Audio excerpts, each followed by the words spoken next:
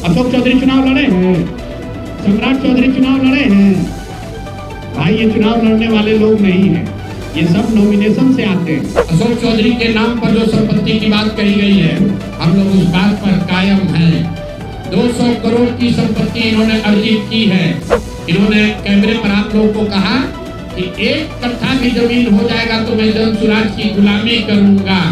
और अगर जमीन है तो जनसुराज की गुलामी मत कीजिए, बिहार के लोगों की गुलामी के लिए तैयार होइए, इस्तीफा दीजिए। पिछले 1 साल में 100 करोड़ का ज्यादा से ज्यादा का संपत्ति कैसे खरीदा गया है। मरना पसंद है, लेकिन इन चोर नेताओं के साथ बराबरी पर खड़ा नहीं हो सकते हैं। आप प्रेस के सामने आइए और बताइए, न्यास का अकाउंट जारी करिए कि कहां से ये पैसा आपके पास आया। तो अगर 7 दिन के अंदर अंदर लीगली कैमरे के सामने आकर ये नोटिस वापस नहीं लिए तो इन पर 500 करोड़ का और जो अवैध संपत्ति ये कब्जा किए हैं, खरीदे हैं, उसकी सारी सूची आपके सामने जारी करेंगे। बिहार के उप मुख्यमंत्री सम्राट चौधरी, इन पर मेरा सीधा आपके माध्यम से सरकार को, बिहार के गवर्नर से, बिहार सरकार से, केंद्र सरकार से मेरा अनुरोध है कि इनको हत्या के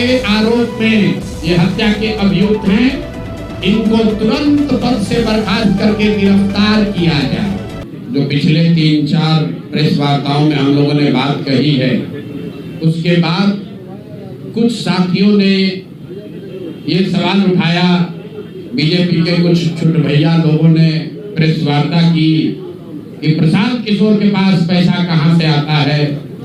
प्रशांत किशोर ने पटना में जमीन खरीदी है, इनके पास सेल कंपनी है।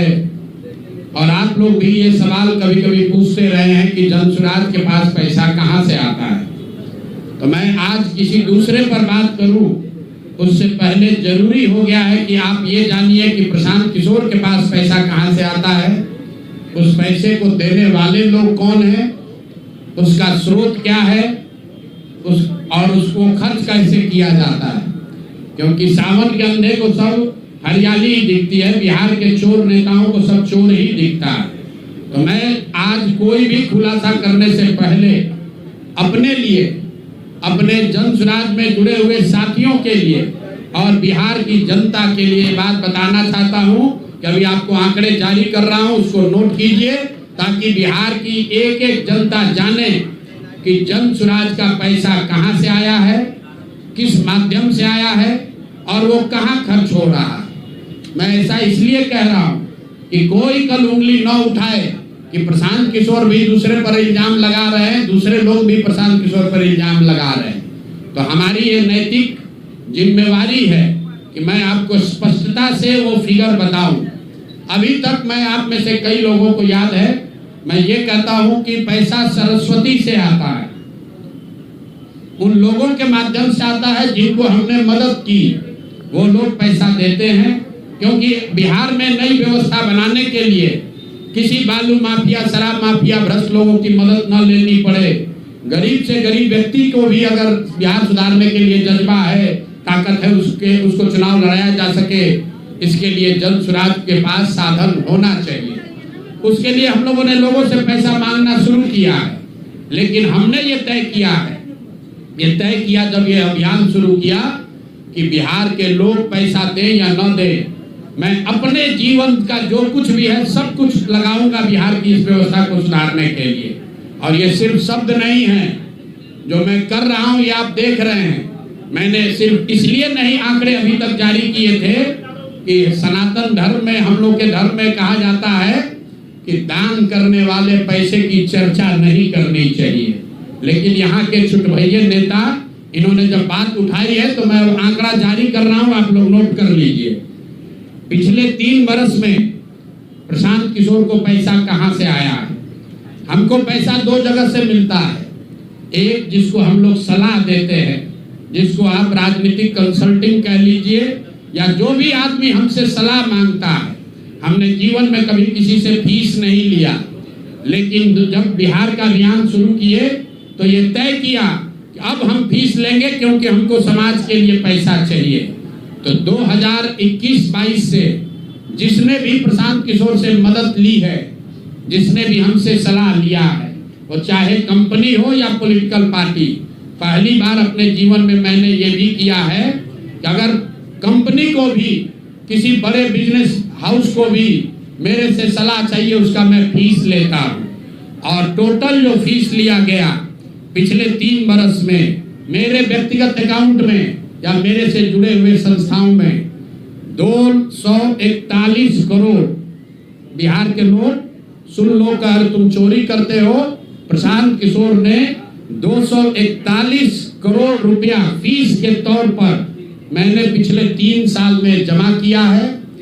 इस पर 30 करोड़ 95 लाख 68,764 रुपया जीएसटी पे किया गया है।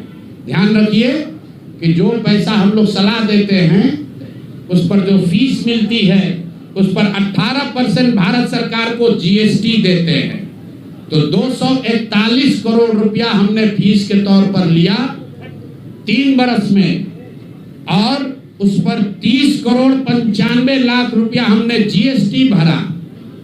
उसके बाद 20 करोड़ रुपया इनकम टैक्स दिया है, 20 करोड़ रुपया टैक्स दिया है, इनकम टैक्स, और 98 करोड़ 75 लाख रुपया डोनेट किया है जन सुराज पार्टी को अपने व्यक्तिगत अकाउंट से। हमको कहता है पैसा कहां से लाते हैं, हम लोग चोर नहीं हैं। 98 करोड़ रुपया अपना व्यक्तिगत पैसा मैंने जो बच गया खर्च के बाद ये तय किया है कि जीवन में जो भी पैसा कमाएंगे इस 10 साल में ये सब बिहार की व्यवस्था को सुधारने के लिए लगाएंगे। तो 241 करोड़ रुपया में, फिर से नोट कर लो भाई, आगे सवाल जो पूछ रहे हैं, 30 करोड़ को डोनेट किया, बाकी पैसा खर्च के बाद जो बचा उस पर 20 करोड़ रुपया इनकम टैक्स भरा है। ये प्रशांत किशोर की इंटीग्रिटी है। पैसा किसने दिया?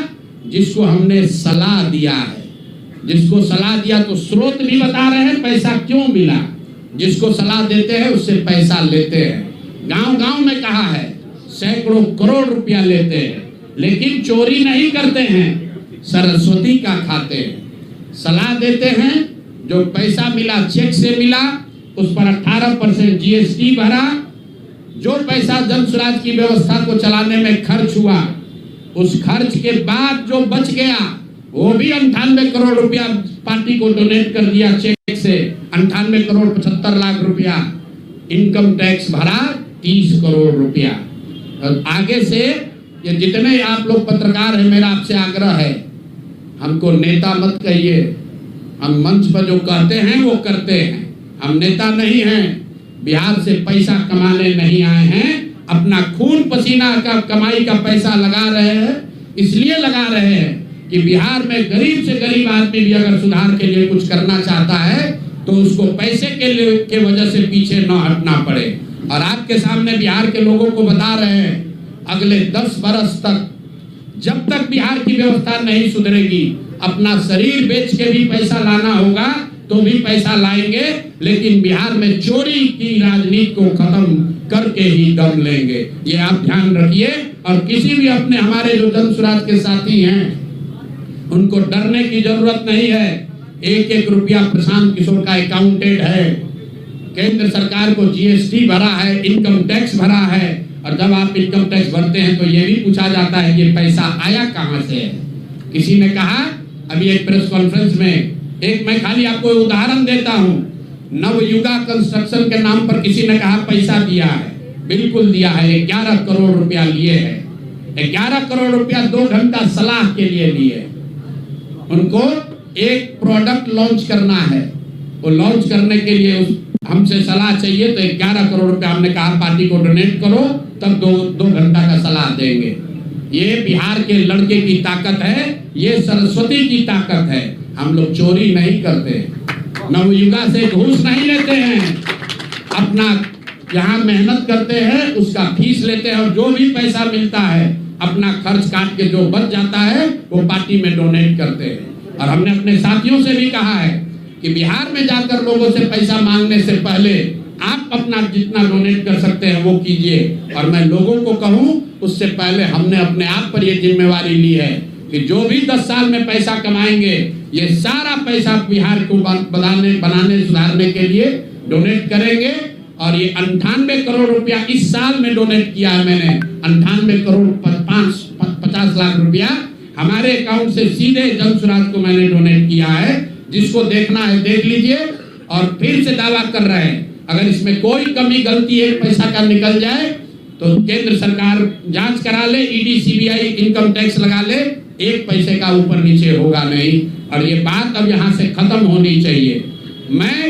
मेरे लिए अपमान की बात है कि आप कहते हैं कि अशोक चौधरी भी चोरी किया है, प्रशांत किशोर भी चोरी किया है। हम इन लोगों के पंक्ति में खड़ा होने वाले लोग नहीं हैं। मरना पसंद है लेकिन इन चोर नेताओं के साथ बराबरी पर खड़ा नहीं हो सकते हैं। हम लोग चोरी नहीं करते हैं। और अब मैं आपसे सवाल पूछ रहा हूं। अब आज जिस काम के लिए आप जुड़े हैं, पहला इल्जाम सीधा और सीधा वैभव विकास ट्रस्ट पर, न्यास पर है। मुन्ना जी ने पेपर जारी किया है। न्यास के जो मुख्य पदाधिकारी हैं जियालाल आर्य जी, मैं आज भी समझता हूं आप बहुत ईमानदार व्यक्ति हैं। आप बताइए कि पिछले 1 साल में जब से अशोक चौधरी की बेटी की सगाई आपकी अनिता कुणाल के लड़के से हुई है, उसके बाद से 100 करोड़ से ज्यादा की संपत्ति पटना में न्यास के द्वारा खरीदी गई है। जियालाल आर्य जी, अगर जैसे मैंने बताया है अभी प्रेस के सामने, आप प्रेस के सामने आइए और बताइए, न्यास का अकाउंट जारी करिए कि कहां से ये पैसा आपके पास आया है, कहां से ये 100 करोड़ रुपए न्यास के पास आए। जब से न्यास बना है उसमें 10 करोड़ का भी संपत्ति नहीं खरीदा गया। पिछले 1 साल में 100 करोड़ का ज्यादा से ज्यादा का संपत्ति कैसे खरीदा गया है। आप व्यक्तिगत तौर पर ईमानदार हैं तो नीतीश कुमार भी ईमानदार है, मनमोहन सिंह भी ईमानदार थे। लेकिन जिस न्यास के आप मुखिया हैं, ये कहने से बात नहीं बनेगी कि हमको जानकारी नहीं है। मैं अभी आपके सामने चुनौती दे रहा हूं, वैभव विकास ट्रस्ट से, न्यास से लोग आकर ये बताएं कि पिछले 1-1.5 साल में 100 करोड़ से ज्यादा की संपत्ति पटना में उस न्यास के माध्यम से कैसे खरीदी गई है। उसमें मुख्य सचिव, यहाँ बिहार के मुख्य सचिव जो हैं, उनके परिवार की महिला हैं, तो अभी इनकी जिम्मेवारी है। मुख्य सचिव यहाँ पर प्रत्यय अमृत हैं और तीसरा यहाँ के मुख्य सचिव की सासू माँ। ये तीनों लोग बताएं कि न्यास में 100 करोड़ से ज्यादा की संपत्ति खरीदने का पैसा कहां से आया है। दूसरी बात, अशोक चौधरी के नाम पर जो संपत्ति की बात कही गई है, हम लोग उस बात पर कायम हैं। 200 करोड़ की संपत्ति इन्होंने अर्जित की है। इन्होंने कैमरे पर आप लोगों को कहा कि 1 कट्ठा भी जमीन हो जाएगा तो मैं जन सुराज की गुलामी करूंगा। मेरे भाई, मुन्ना जी ने अभी पूरा डॉक्यूमेंट जारी किया है। अगर या तो उसको आप रिबटल कीजिए कि ये आपका जमीन नहीं है, और अगर जमीन है तो जन सुराज की गुलामी मत कीजिए, बिहार के लोगों की गुलामी के लिए तैयार होइए, इस्तीफा दीजिए। नहीं इस्तीफा दीजिएगा तो आपका घेराव होगा, आपका राजनीति आपका नहीं करने देंगे। हम लोग राज्यपाल, मुख्यमंत्री नहीं सुन रहे हैं तो हम लोग राज्यपाल महोदय के पास जाएंगे, कोर्ट में जाएंगे, इनके खिलाफ कार्रवाई होनी चाहिए। और 100 करोड़ का मानहानि का नोटिस भेजे थे। आज डर के मारे शायद कहे हैं कि अब आगे हम कानूनी कार्रवाई नहीं करेंगे, तो 5 दिन के अंदर अंदर आधिकारिक तौर पर लीगल नोटिस वापस ले, और नहीं लेंगे तो इन पर 500 करोड़ का और घोषणा करेंगे। नोट कर लो भाई, 200 करोड़ पर घबराए हुए हैं ना, ये 500 करोड़ का और अवैध संपत्ति जो खरीदा है अशोक चौधरी ने अलग अलग नाम से। 7 दिन का समय ले रहे हैं। 7 दिन के अंदर अंदर अगर अब इस बात के लिए माफी नहीं मांगे कि प्रशांत किशोर पर झूठा मानहानि का मुकदमा करने का केस तो नहीं किया है, नोटिस भेजे हैं, तो अगर 7 दिन के अंदर अंदर लीगली कैमरे के सामने आकर ये नोटिस वापस नहीं लिए तो इन पर 500 करोड़ का और जो अवैध संपत्ति ये कब्जा किए हैं, खरीदे हैं, उसकी सारी सूची आपके सामने जारी करेंगे। एकदम इनको चुनौती दे रहे हैं भाई। 200 पर दिए हैं, 200 किए थे, 500 करोड़ का इनका पेपर तैयार है। पिछले 8 महीनों में इन्होंने 20,000 करोड़ से ज्यादा का कॉन्ट्रैक्ट दिया है। 20,000 से ज्यादा का कॉन्ट्रैक्ट भाई साहब ने दिया है और हर कॉन्ट्रैक्ट में 5% पैसा कमीशन के तौर पर लिया गया है। अभी इतना ही बोल रहे हैं। अगले प्रेस कॉन्फ्रेंस तक अगर इन्होंने अपनी गलती नहीं मानी तो जिन लोगों के जरिए ये 5% पैसा वसूला गया है वो लोग को प्रेस के सामने बैठा कर आपसे परिचय कराएंगे कि कौन लोगों ने ये 5% की रेट से पैसा वसूला है। और दूसरी बात, ये जो पैसा रिलीज हो रहा है 0.5% हर रिलीज में पैसा काटा जा रहा है। अभी जो 2 घटना आपने सुनी होगी नोट जलाने की, 2 इंजीनियर्स के घर में जो नोट के गड्ढे पकड़े गए हैं, वो वही पैसा है जो पैसा ये लोग कॉन्ट्रैक्टर को दिए। कॉन्ट्रैक्ट देने के लिए 5% लिया, उसके बाद जब जब पैसा रिलीज होता है तो 0.5% इनका उसमें शेयर बनता है। वही पैसा ये इंजीनियर कलेक्ट करके वापस ला रहे थे पटना जमा कराने, जो एक आदमी उसमें पकड़ा गया, एक आदमी जेल में भी है और रात भर नोट का गड्ढी जलाया गया है। अब अशोक चौधरी इस पर बयान दें कि ये उनके वो इसमें संलिप्त हैं कि नहीं है। नहीं है तो आपके सामने अगले प्रेस कॉन्फ्रेंस में उन लोगों को खड़ा करेंगे जो इनके बिहाफ में ये पैसे की वसूली कर रहे हैं और इनको उसका जवाब देना पड़ेगा। अशोक चौधरी बंद। अब आ जाइए आज की सबसे बड़ी जो जिस चीज के लिए आपको बुलाए हैं। बिहार के उप मुख्यमंत्री सम्राट चौधरी, इन पर मेरा सीधा आपके माध्यम से सरकार को, बिहार के गवर्नर से, बिहार सरकार से, केंद्र सरकार से मेरा अनुरोध है कि इनको हत्या के आरोप में, ये हत्या के अभियुक्त हैं, इनको तुरंत पद से बर्खास्त करके गिरफ्तार किया जाए। क्यों किया जाए ये समझिए। तारापुर में 1995 में 7 लोगों की जो हत्या हुई और 7 मारे जाने वाले लोग कुशवाहा समाज के लोग थे। ये बिहार में जाति की राजनीति करने वालों के लिए सबक होना चाहिए। सम्राट चौधरी कहते हैं मैं कुशवाहा हूं। 7 लोगों की जिनकी हत्या के ये अभियुक्त हैं, आरोप नहीं है, मैं शब्द बहुत सही समझ के बोल रहा हूं।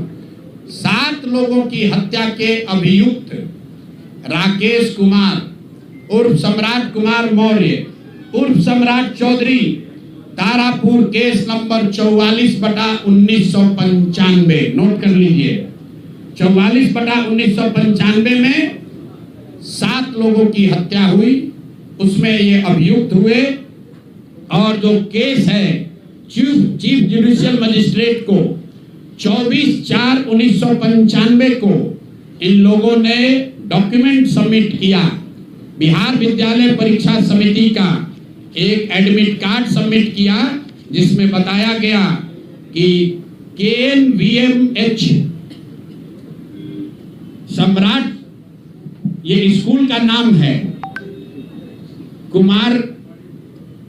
कुमार सर एक स्कूल का नाम है जहां से ये एडमिट कार्ड इशू हुआ है। सम्राट चंद्र मौर्य, पिता का नाम Shakuni Choudhary, date of birth 1/5/81, result fail, number आया 268, कैटेगरी प्राइवेट।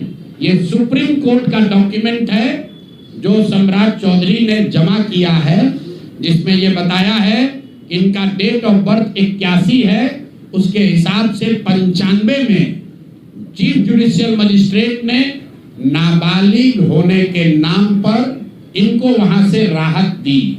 इनको जेल से निकाला गया क्योंकि ये 15 साल के थे और कानूनन 18 साल से कम उम्र के बच्चे को अभियुक्त के तौर पर जेल पर नहीं रखा जा सकता था। अब ये बात तो पब्लिक की जानकारी में है। अब मैं क्यों कह रहा हूं कि इनको आज अरेस्ट करना चाहिए, क्योंकि 2020 का जो सम्राट चौधरी ने अपना इलेक्शन एफिडेविट दिया है, इसमें अपना उम्र इन्होंने बताया है 51 साल। ये सम्राट चौधरी का इलेक्शन एफिडेविट है। इन्होंने अपना उम्र बताया 2020 में 51 साल। इसका मतलब है कि 2020 - 26 तो 1995 में इनका उम्र था 25 साल, 26 साल। तो 26 साल के उम्र के आदमी को कोर्ट ने गलती से गलत सर्टिफिकेट के आधार पर नाबालिग होने के नाम पर अभियुक्त होने के बावजूद, ध्यान दीजिए, अभियुक्त होने के बावजूद इनको जेल से बरी कर दिया गया था कि ये 15 साल के हैं, जबकि इनका अपना डॉक्यूमेंट बता रहा है कि उस समय 26 साल के थे। तो 26 साल के उम्र के आदमी पर अगर 6 लोगों की हत्या का आरोप है तो जब तक कोर्ट से वो फ्री नहीं होते हैं तब तक उनको जेल में होना चाहिए। और ये आदमी यहाँ का उप मुख्यमंत्री बनकर बैठा हुआ है।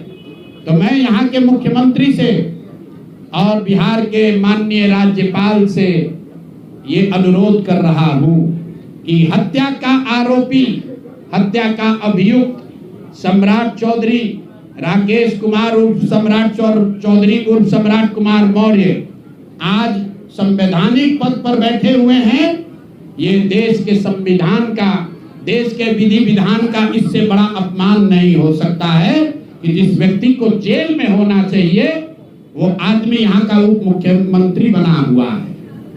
तो मुख्यमंत्री नीतीश कुमार सीधे इस पर कार्रवाई करें, नहीं करेंगे तो कल परसों में हम लोग राज्यपाल के पास डेलीगेशन लेकर जाएंगे, सिर्फ बर्खास्तगी के लिए नहीं, सम्राट चौधरी के गिरफ्तारी के लिए। पूरा समझिए, मैं कैमरे पर कह रहा हूं, सम्राट चौधरी हत्या के अभियुक्त है, जेल से फर्जी डॉक्यूमेंट निकाल कर बाहर निकले हैं। या तो इनको बर्खास्त करके गिरफ्तार कीजिए और नहीं तो देश में जितने लोग हत्या किए हैं उनको भी जेल से छोड़ दीजिए। ये हालात है, ये डॉक्यूमेंट है आपके सामने। ये सम्राट चौधरी का इलेक्शन एफिडेविट है जिसमें 2020 में उन्होंने अपने आप को 51 साल का बताया है। उसके मुताबिक 1995 में वो 26 साल के थे और कोर्ट में इस आधार पर इनको बरी किया गया है कि ये 15 साल के बालक हैं। तो ये बता दें कि ये हत्या के आरोपी हैं, इन्होंने जो सर्टिफिकेट दिया है वो ठीक है कि नहीं है। बाकी ये भाई साहब जो घोटाला किए हैं अपने डिग्री उग्री में, तो बहुत छोटी बात है। आज की प्रेस कॉन्फ्रेंस सीधी हम लोग मांग कर रहे हैं, सम्राट चौधरी को हत्या के अभियुक्त हैं, 6 हत्या के अभियुक्त हैं, उनको गिरफ्तार कीजिए और नहीं तो बिहार में जितने लोग पर अभियुक्त जिनको बनाया गया उनको सबको छोड़िए। इस देश में अलग अलग कानून नहीं हो सकता है। और ये गृह मंत्री के साथ घूम रहे हैं। मोदी जी को हम लोग कल पत्र लिखेंगे कि आपके पार्टी का नेता, जितने लोग भाजपा के समर्थक हैं, भाजपा के जितने लोग नेता हैं, कार्यकर्ता हैं, वोटर हैं, आपके जरिए से सबको बता रहा हूं, मेरे भाई एक बार अपने दिल पर हाथ रखकर सोचो, जिस व्यक्ति पर 6 लोगों की हत्या का आरोप है, जो व्यक्ति 6 लोगों की हत्या का अभियुक्त है, उसको तुम अपना नेता बनाकर बिहार का उप मुख्यमंत्री बनाए हो और तुम अपराध की बात करते हो, तुम जंगल राज की बात करते हो। तो सम्राट चौधरी को अभी के अभी पद से इस्तीफा देकर पुलिस को अरेस्ट करना चाहिए और अगर पुलिस अरेस्ट नहीं करती है तो हम लोग कोर्ट में मूव करेंगे, कोर्ट के संज्ञान में बात को लाएंगे कि साहब ये बताइए कि कैसे आपने इनको बेल दिया है, कैसे इनको आप समाज में बाहर रहने की अनुमति दे रहे हैं। और सम्राट चौधरी की अंतिम बात इनके अपराध की गाथा की, सिर्फ हत्या के अभियुक्त नहीं है, बिहार में पुरानी पत्रकारिता करने वाले लोग, आपने शिल्पी गौतम के रेप और हत्याकांड की कहानी सुनी होगी। बड़ी हंगामा हुआ, सीबीआई में केस गया। मैं आपके माध्यम से आज पूछ रहा हूं कि क्या अभी के उप मुख्यमंत्री सम्राट चौधरी उर्फ राकेश कुमार उर्फ सम्राट कुमार मौर्य उस केस में संदिग्ध अभियुक्त के तौर पर नामजद थे या नहीं थे, ये प्रेस में वो बता दें, उसके बाद हम उसका डॉक्यूमेंट आपको जारी करेंगे। इनका सीबीआई ने इनको अभियुक्त के तौर पर इनकी जांच की थी कि नहीं, उस मुकदमा में इनको नामजद संदिग्ध बनाया गया था कि नहीं, ये सीधा आपको बता रहे हैं। ये आए और ये पूरा केस तब के भाजपा के नेता सुशील कुमार मोदी जी ने उठाया था और तब सम्राट चौधरी यही साधु यादव और राजद के गैंग के हिस्सा थे। और अब वो बता दे, हम इतना ही बोल रहे हैं, अभी से भी गांधी जी ने कहा है गलती हो गई तो आकर माफी मांग लो, आकर बताइए कि उस केस में आप अभियुक्त के तौर पर आपको सीबीआई ने आपकी जांच की थी कि नहीं की थी, आपके सैंपल टेस्ट लिए गए थे कि नहीं लिए गए थे, आपके उस घटना में क्या संलिप्तता है नहीं है ये बताइए। उस केस में आपको बता देते हैं लालू जी का प्रभाव था, साधु यादव को बचाने के लिए केस को बंद कर दिया गया, लेकिन वो केस खत्म नहीं हुआ। पटना के एक एक आदमी को याद है वो घटना। तो अब राकेश कुमार बताएं, आज के सम्राट चौधरी बताएं कि उस केस में इनकी भूमिका क्या थी, उसमें ये नामजद थे कि नहीं थे, और थे तो इन्होंने इसको डिस्क्लोज क्यों नहीं किया। अब आज का घोषणा खत्म। मैंने अपनी बात बताई कि हमारे पास पैसा कहां से आया, कितना किसने दिया, कितना टैक्स भरा, और जो पैसा बचा उसका मैंने क्या किया। दूसरी बात मैंने अशोक चौधरी को बताया। अशोक चौधरी से पहले पाक साहब बनने वाले वैभव विकास न्यास पर सीधे सवाल है कि जनता देख रही है, ईमानदार अगर आप हैं तो सामने आइए और जवाब दीजिए कि 100 करोड़ रुपए की संपत्ति आपने पिछले 1-1.5 साल में पटना में कैसे खरीदी है, और अशोक चौधरी ने आपको पैसा दिया है या नहीं दिया है, किसी दूसरे ने दिया है कि नहीं। तीसरी बात मैंने कही कि अशोक चौधरी पर 200 करोड़ का हमने बताया है, 200 करोड़ का बेनामी संपत्ति खरीदने का आरोप लगाया है। आज अशोक चौधरी ने शायद ये कहा है कि अब वो कानूनी दाव पेच छोड़कर राजनीतिक लड़ाई लड़ेंगे। इससे बात नहीं बनेगी।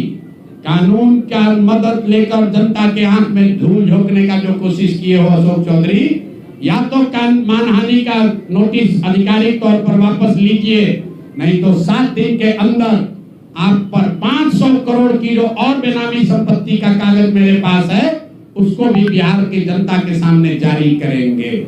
और चौथी बात जो मैंने बताई, अभी के उप मुख्यमंत्री सम्राट चौधरी, जिन पर 6 लोगों की हत्या के जो अभियुक्त हैं और कोर्ट ने जिनको राहत नहीं दी, बरी नहीं किया, सिर्फ नाबालिग होने के गलत सर्टिफिकेट की वजह से कोर्ट ने इनको छोड़ा है। अशोक चौधरी ने खुद मान लिया है अपने इलेक्शन एफिडेविट में कि 1995 में उनकी उम्र 26 साल थी। तो अब अशोक चौधरी को तुरंत पद से बर्खास्त करके उनको गिरफ्तार किया जाना चाहिए। सम्राट चौधरी, सॉरी, ये दोनों चौधरी में कंफ्यूज कर गए। सम्राट चौधरी उप मुख्यमंत्री को जो हत्या के अभियुक्त हैं, इनको पद से सिर्फ इस्तीफा नहीं देना है, इनको पुलिस अगर गिरफ्तार नहीं करती है तो जन सुराज कोर्ट में मूव करेगा। कल हम लोग गवर्नर से टाइम लेंगे।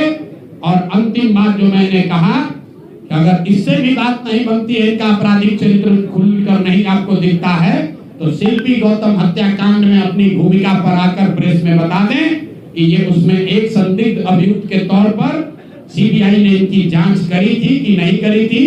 अगर ये कहते हैं नहीं की थी तो हम आपको डॉक्यूमेंट जारी करेंगे, सीबीआई के डॉक्यूमेंट, कि इनकी स्थिति उसमें क्या थी। अब मेरा बात खत्म हुआ, अब आपको जो सवाल करना है वो कर लीजिए। आरजेडी कांग्रेस की चुप्पी ये करती है कि चोर चोर मौसेरे भाई, ये हमाम में सब नंगे हैं। दिलीप जायसवाल ने मेडिकल कॉलेज का कब्जा आरजेडी के तब के सीमांचल के बड़े बाहुबली नेता की मदद से किया और अपने लूट के उस खजाने से आरजेडी के खजाने में भी दान पत्र में भरा। तभी तो रबड़ी देवी खड़े होकर कहती हैं कि दिलीप जायसवाल जी तो हमारे मुंह बोले भाई हैं।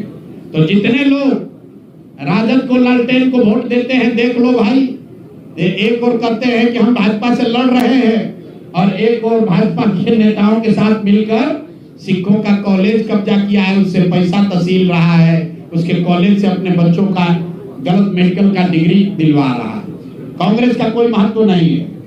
कांग्रेस पर इतना भ्रष्टाचार का आरोप है कि भ्रष्टाचार का नाम सुन के डर के भागता है, सोचता है कि भ्रष्टाचार पर कुछ बोलेंगे तो लोग तू पूछ लेगा कि तुम भी तो नेशनल हेराल्ड में घोटाला किए हो, तुम भी तो 2 लाख करोड़ का घोटाला किए थे। अगर कांग्रेस वाले बिहार में 70,000 करोड़ के सीएजी का बात करेंगे तो सामने वाला भाजपा वाला कहेगा कि 2 लाख करोड़ आप पर भी तो चोरी का इल्जाम था। लेकिन जमशुराज और प्रशांत किशोर पर आप चोरी का इल्जाम नहीं लगा सकते हैं। और आगे कोई कंफ्यूजन न करे, इसीलिए आगे कोई बात कहने से पहले हमने अपना अकाउंट जारी कर दिया 241 करोड़ के इनकम का, उस इनकम पर भरे हुए जीएसटी का, उस पर दिए इनकम टैक्स का, और उसके बाद जो 98 करोड़ डोनेट किया पार्टी को उसका। अगर कोई गलती हो तो फांसी पर चढ़ा देना, लेकिन अपने बराबरी में खड़ा मत करो। तुम चोर हो, तुम बिहार को लूटने का षड्यंत्र कर रहे हो। तुम्हारे जीवन का उद्देश्य बिहार को लूटना है, मेरे जीवन का उद्देश्य बिहार को बनाना है, दोनों में फर्क है।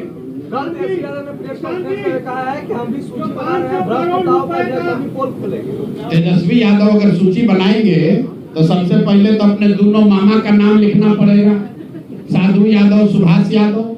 उसके बाद अपने माता पिताजी का नाम लिखना पड़ेगा। चारा चोरी के मामले में, लैंड फॉर जॉब में जाने कितने लोगों का जमीन लिखवा लिए उसके मामले में।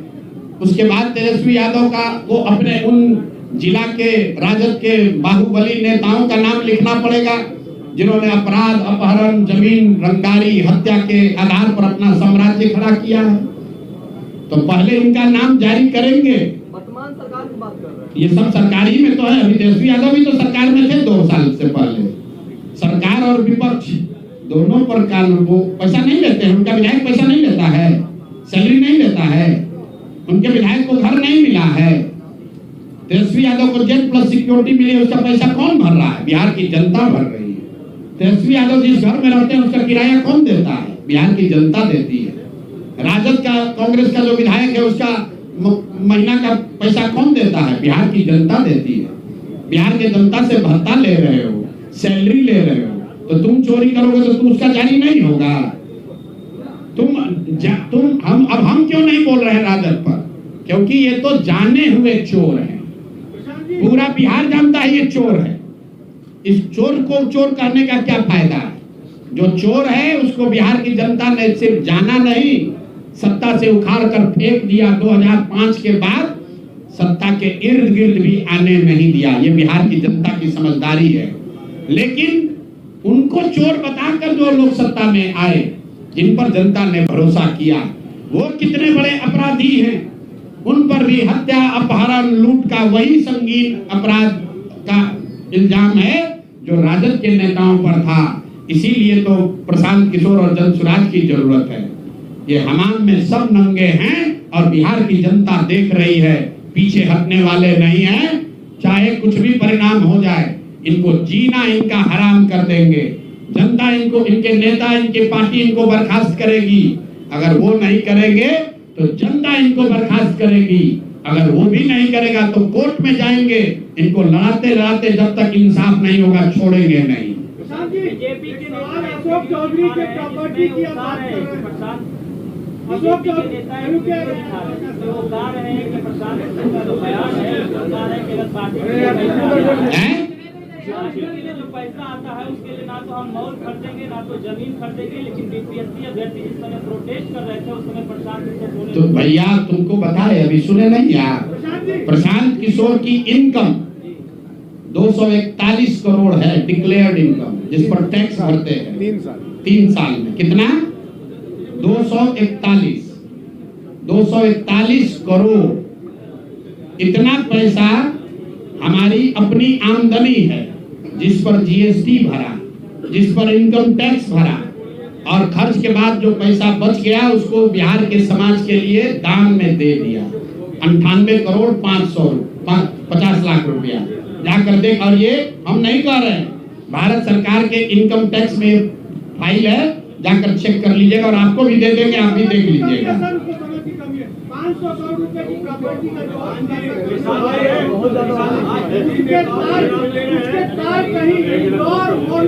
से तो नहीं जुड़े हैं मेरे भाई। ये देखिए, मैंने आपको कहा दिलीप जायसवाल पर हम लोग कोई इन्वेस्टिगेटिंग एजेंसी नहीं है। अगर हर मंत्री के सारे भ्रष्टाचार के पैसे और संपत्ति का हम घोषणा करने लगे तो 2-4 दिन ये प्रेस चलता रहेगा। हमने दिलीप जायसवाल को बताया कि आदमी अपराधी है, भ्रष्टाचारी है। उसके बाद वो आदमी सरेंडर कर गया, मूर्छित हो गया। बिहार की जनता ने मान लिया भाई ये गलती मान रहा है, उसको हमने छोड़ दिया। छोड़ा सिर्फ नवंबर तक है। कल जब व्यवस्था बनेगी तो उन पर ट्रायल चलेगा, कॉलेज वापस लिया जाएगा और उन्होंने जो गलती की है उस पर सजा होगी। सुनिए एक मिनट। अब अशोक चौधरी पर कहा गया 200 करोड़ की बेनामी संपत्ति का। अशोक चौधरी का 200 करोड़ रुपया थोड़ी ना है, वो तो सैकड़ों करोड़ रुपया और कमाए हैं। 200 करोड़ पे 50 करोड़ की का पेपर हम लोगों ने जारी कर दिया। अब बोल रहा है कि अभी से भी बिहार की जनता से माफी मांग लो। आधिकारिक तौर पर ये मानहानि का दावा वापस नहीं लेकर चुप नहीं होते हैं। अगर ये माफी नहीं मांगते हैं तो इन पर अगला किस्त 500 करोड़ की संपत्ति का जारी करेगा। और फिर भी ये भी बता रहे हैं वो 500 भी पूरा नहीं होगा, क्योंकि हमारे पास कोई इन्वेस्टिगेटिंग एजेंसी थोड़े ना है कि हम बता दें कितना पैसा लिया। जितना आया है उतना जारी कर रहे हैं। इसका मतलब हम 200 कर रहे हैं, इसका मतलब ये मत समझिए कि अशोक चौधरी 200 करोड़ का घोटाला किए। अरे घोटाला तो बहुत 100 करोड़ का किया है। 200 करोड़ का पेपर आ गया, उसके बाद अभी 500 करोड़ का और आ गया है। अब अगर दम है तो फिर से मानहानि का दावा कर लो। आपको बता रहे 7 दिन के अंदर जो दावा किए हैं उस पर भी अगर पीछे नहीं हटे तो ये 500 करोड़ का जारी होगा। अब ये कौन होगा जब जारी करेंगे? देखिएगा कि उज्जैन है कि इंदौर है कि मुक्तेश्वर, सुनिए अब सुनना चाहते हैं तो मुक्तेश्वर है कि पटना है, वो सुन रहे होंगे, उनको दिख रहा होगा कि हम कहां से बोल रहे हैं। रांची है कि दिल्ली है कि मुक्तेश्वर धाम है कि पटना बाईपास है, वो सारी जमीन का कागज जारी कर देंगे। आज किसको बोले हैं कि हम कानूनी चीज से बंद कर रहे हैं? किसको बोले हैं? किसी को बोले हैं कि नहीं बोले? एएनआई को बोले हैं। आप नेताओं का नाम ले रहे हैं, सम्राट चौधरी या दिलीप जायसवाल, सब नेताओं को बीजेपी विधानसभा चुनाव लड़ाने की तैयारी कर रही है। लड़ाई तो दिख जाएगा कि बीजेपी का यही चरित्र है। और जनता अगर उनको चुनकर ला देगी तो जनता इस बात के लिए तैयार रहे कि अगर आप समाज में हत्यारों को, लुटेरों को वोट देकर जिताओगे तो आप अपने दुर्दशा के लिए खुद ही जिम्मेवार होगे। हमारा काम है आपको बताना, आपको सीखना है सीखो। आप ये भी कह सकते हैं कि कल सम्राट चौधरी जीत कर आ जाएंगे, क्या होगा? पहली बात तो ये चुनाव लड़ेंगे नहीं, इनकी हिम्मत नहीं है। अशोक चौधरी चुनाव लड़े हैं, सम्राट चौधरी चुनाव लड़े हैं। भाई ये चुनाव लड़ने वाले लोग नहीं हैं, ये सब नॉमिनेशन से आते हैं।